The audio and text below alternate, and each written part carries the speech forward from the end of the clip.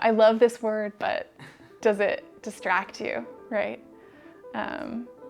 Yeah, my world of associations is really specific, as everyone's is, and so inevitably I fall in love with a phrase and it only makes someone else think of some other thing that I don't want to invite into the poem, so yeah. Does that bum you out? Sometimes. I mean, maybe that phrase needs to do something else somewhere else. I think ultimately the logic of the poem and the work the poem wants to do is more important than any one phrase. And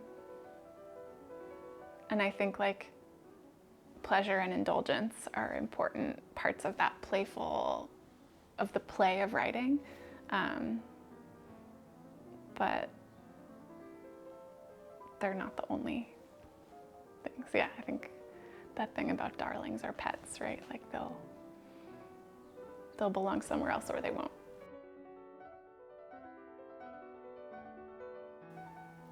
If I treat the gathering as research that I need to organize, I think it sort of brushes up against some more of the like executive function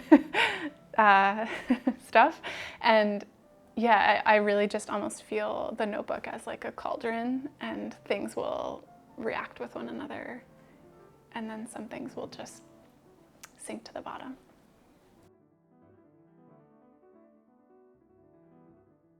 It is kind of intuition, and it's also a little bit of like moving cards around on a table, except in a document usually.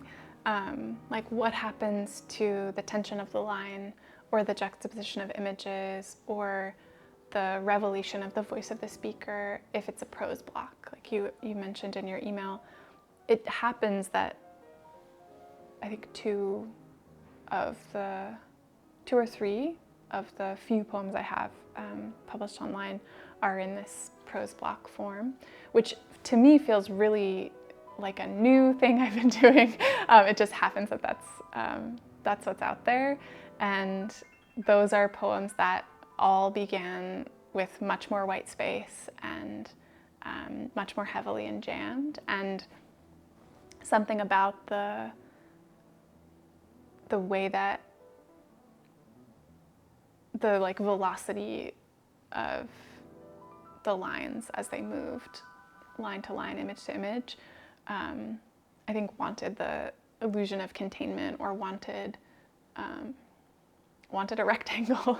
And I don't know, yeah, I think that sense of desire, like the poem is having a desire, is maybe worthy of skepticism, but it does feel like intuition. It does feel like, you know, what happens if it's couplets.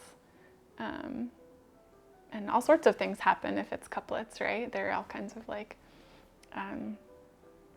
sort of historic formal gestures that get brushed up against there, and something different is happening with white space, and something different is happening with, you know, is it couplets of perfect alignment, or is there a long couplet and a short couplet?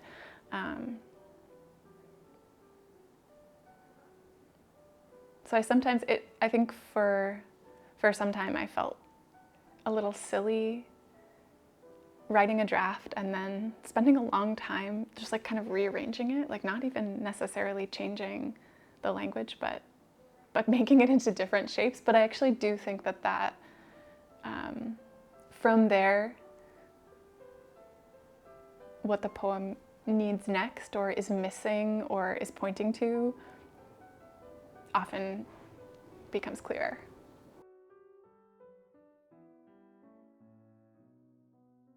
There's so much intention, and very often I'm just kind of listening and testing my own impulses, and even moving between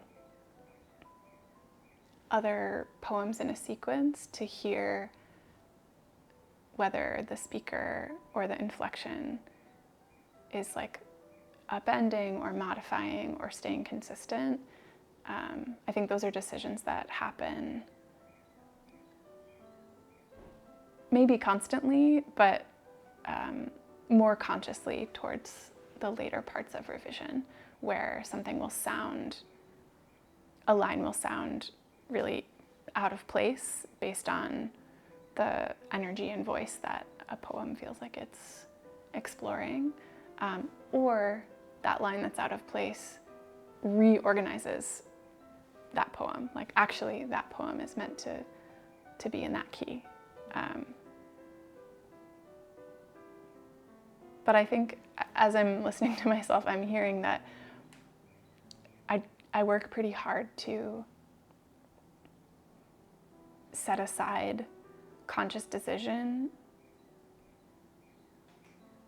for a while so that the language can do something and I can observe it and then I can respond to it.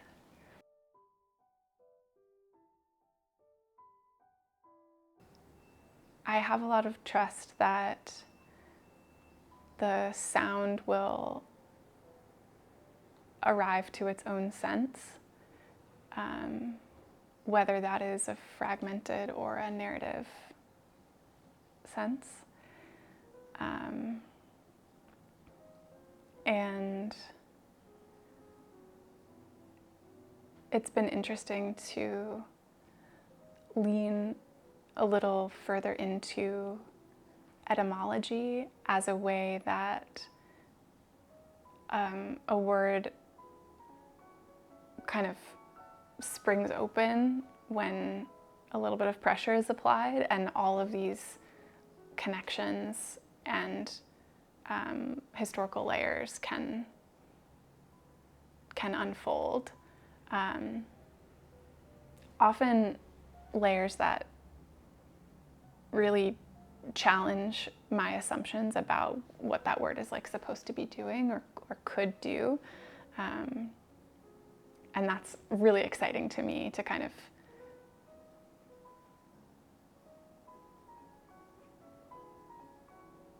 anticipate one way and then be really wrong and have this whole like world of the word open.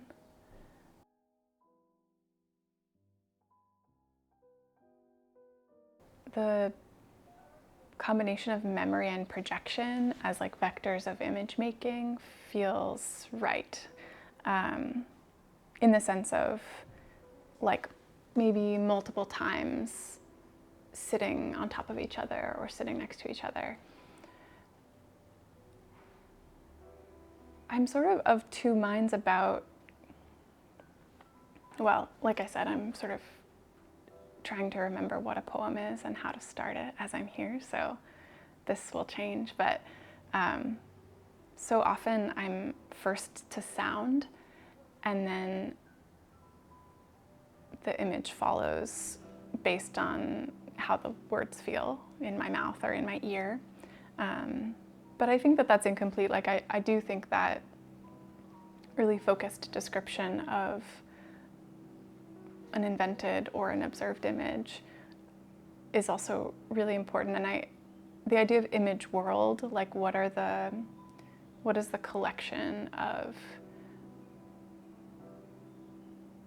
images that like populate this ecosystem of the book, or again, like how they change across poems. But very often I'm not conscious of how a given poem belongs to the image world. And sometimes that means revision so that I can feel that connection even if it's not really overt. And then sometimes I'm wrong and it absolutely belongs and I just need to like leave and come back, and I can see, like I can surprise myself with my own coherence of image world. I think image is, at least for the book I've just finished, image has been an important way of returning to the book and kind of stress testing it. Like, what are the images that remain consistent? Inevitably, they'll transform even if they feel consistent within the poem. So, what story is told purely on an image level? How are the images thinking and feeling? And what changes and where about them?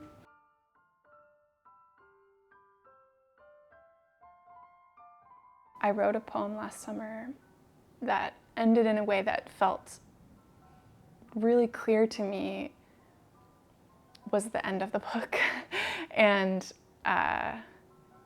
the poem itself was revised a bit, but that was the lens that I brought through the rest of the book and was helpful for me even in understanding what I wanted the book to be doing and what it was doing.